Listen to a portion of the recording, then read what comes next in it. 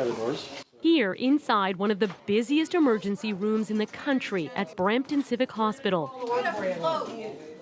Jamie Lee Ball arrived and collapsed on the floor. She had had abdominal surgery 8 weeks before. When we walked into the emergency room, I was in excruciating pain, the worst pain I've ever been in my life.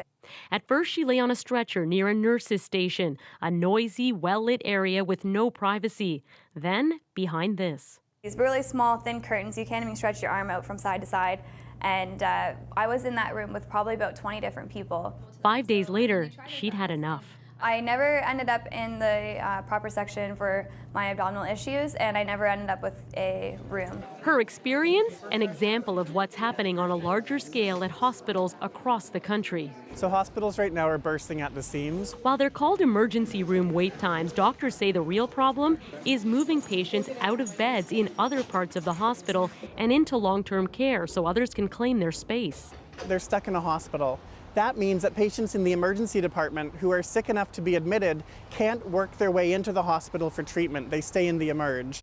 And patients over 65 wait the longest to be admitted. This latest report shows 90% of emergency department visits by seniors last year were completed within 36 hours.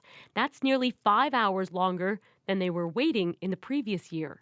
When they stay in the emergency department, they're susceptible to something called delirium. That's a brain dysfunction where their brain starts to hallucinate, have memory problems, cognition problems, and that can stay with you for weeks or months after you're discharged from hospital.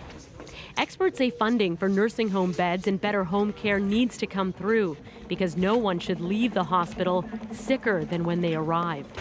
Christine Birak, CBC News, Toronto.